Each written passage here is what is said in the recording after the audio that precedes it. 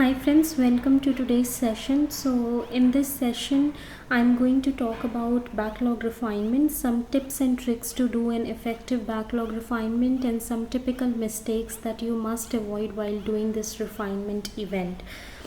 So what basically is backlog refinement? Backlog refinement is an event which is actually used to add details to the user stories. When I say details to the user stories, so details in terms of what are the considerations, what are the prerequisites that are there to implement this specific requirement. Is the description enough for everyone in the team to understand what we need to do as part of this requirement, what business value it is bringing, what is the impact, do we have any dependencies with respect to achieving this requirement, is there any specific scenario that we need to test after implementing this requirement. So all these details are added during the backlog refinement event, during which the product owner explains what the requirement is and the team questions, and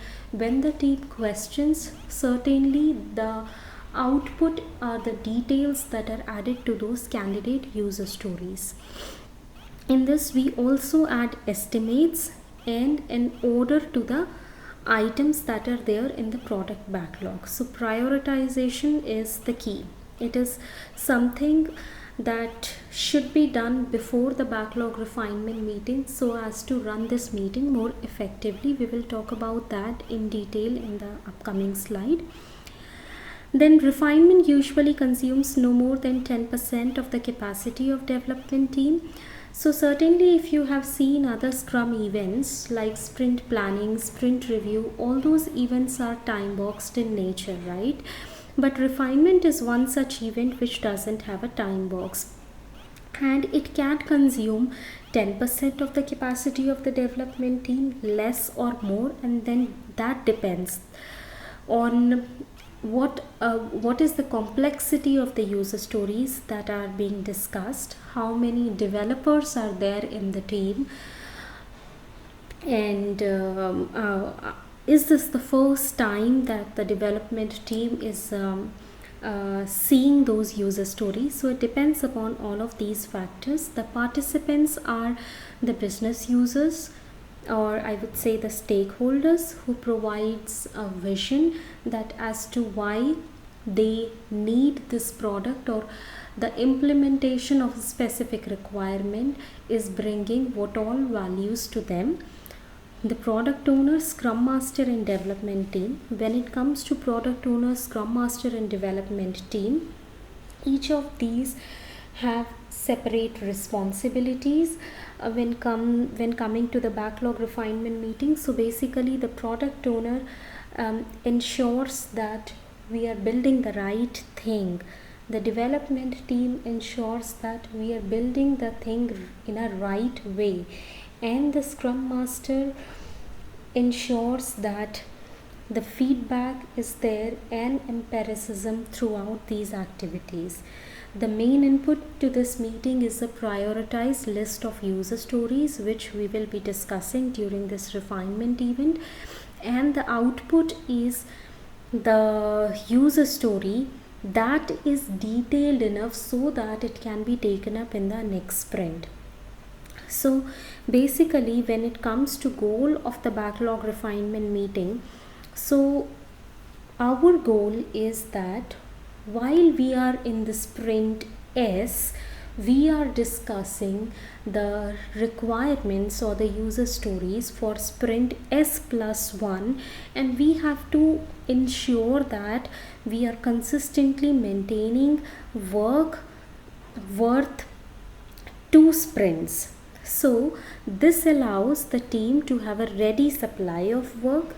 Also during sprint planning, team is well aware of probably what are they going to have in this particular sprint, and they can pull the work at any point in time if priorities are shifting, or if the team members are done with their work early, for what is planned for the current sprint, so they can just pick something that is already refined and is planned in the next sprint. So then some tips and tricks for effective backlog refinement. So we always have to ensure that we have a definition of ready in place. Now, what is definition of ready? So the definition of ready represents that all the things that a backlog item must meet or user story must meet in order to be ready to take it into the next sprint. So it can serve as a checklist for the team to guide their backlog refinement process. So for example, in my teams, the checklist that I'm using is that the user story should have clearly documented acceptance criteria. It should have clearly documented business impact and business value, and any dependencies or any important scenario that needs to be tested after the requirement is implemented, that should be clearly documented. So these are certain things that you can also take into account and build a checklist for your teams. Certain teams, I have seen that they use one of the definition of ready point is that it should have all the dependent or the requirements which are related linked to the specific requirement. All the epics should be linked. So this is also one of the items in the checklist. Then, as I said, that each user story should have the acceptance criteria documented. Okay, and that should be documented by your business user or by your stakeholder who has given that requirement to your product owner.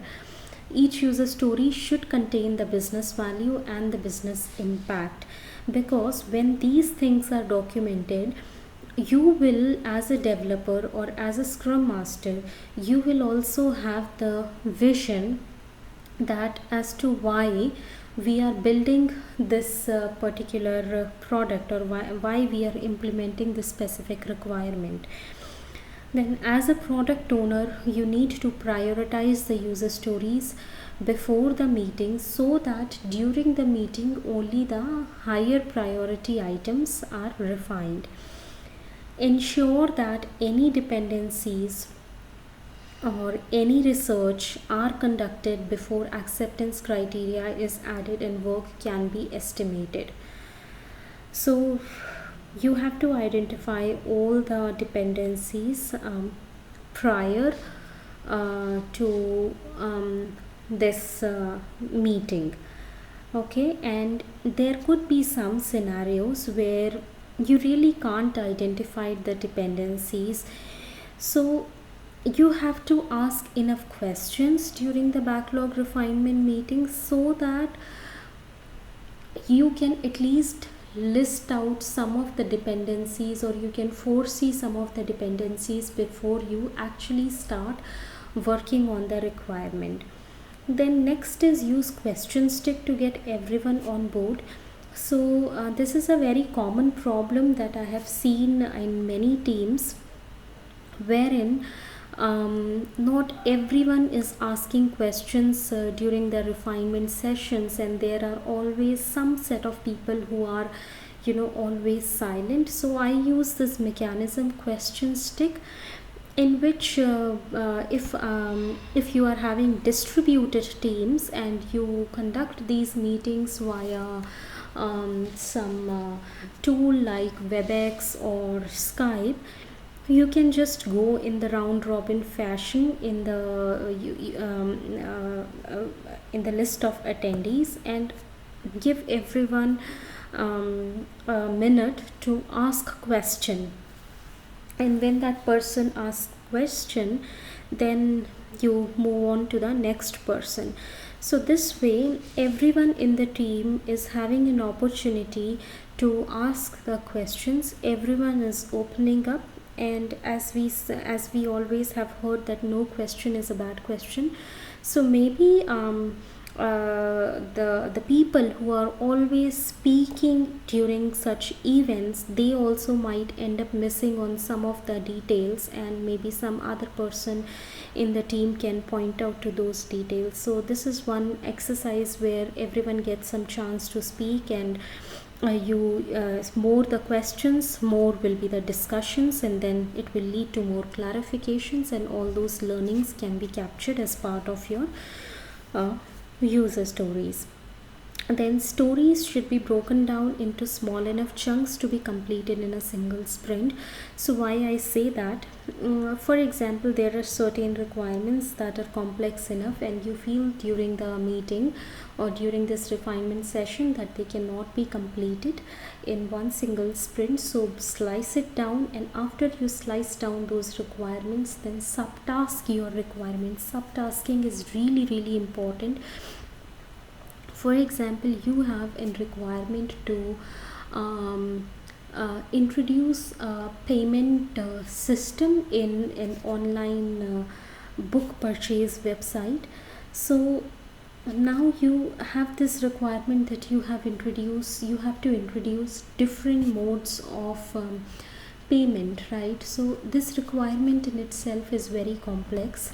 So you can break it down into multiple requirements like payment via credit card, debit card, payment via UPI, payments via wallet, and then cash on delivery. So these could be like 4 separate requirement. And for example, when we talk about the requirement that payment for payment method equals to cash on delivery, so in that, for example, you say that okay, if this we are giving certain options in form of check boxes, then we have to implement this checkbox, and after that probably we need to update our design document, we need to conduct unit tests, we need to conduct regressions, we need to create a new function module. So when you will break down the requirements into such granular level of details, what will happen is that it will be really helpful for you during your daily scrums, when you will pick this user story into your sprint planning.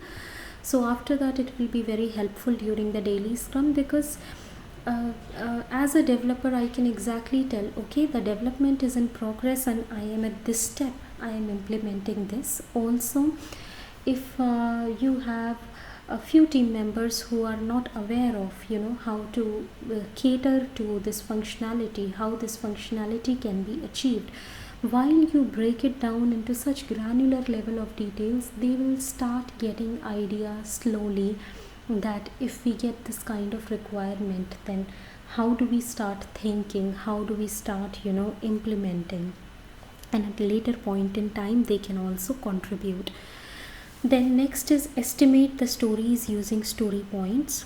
So why I say that you estimate during the backlog refinement, because during the backlog refinement you are actually discussing the requirement in length, you are breaking down into smaller chunks. So why not estimate at this point in time, because everyone at this point in time has a similar understanding of what we need to build. And if you leave this activity for your sprint planning session, then once again during the sprint planning, half of the people might have forgotten what we have discussed. So the product owner again have to explain it to them that this is what we discussed, these are some of the things that we need to implement, and this will unnecessarily waste everyone's time. So it's better to estimate the stories using story point during the backlog refinement session itself. Now we will talk about some typical mistakes that should be avoided during the backlog refinement event. So first is that the product owner takes a lead in this meeting, drawing the ownership of refinement onto themselves. The ownership doesn't lie with the product owner.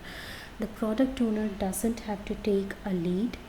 So as I said earlier, that this event comes with a shared responsibility, and the onus lies on the entire team. No specific individual in the team is accountable for this event. Each and every individual is accountable, right? Then endless discussion taking place without really gaining more knowledge on the topic. So sometimes what happen is, during the meeting we completely digress from the topic what we are discussing. So as a scrum master, it is your responsibility that you need to bring all the individuals back to the point of discussion and ensure that we are talking specifically with respect to the requirement in discussion.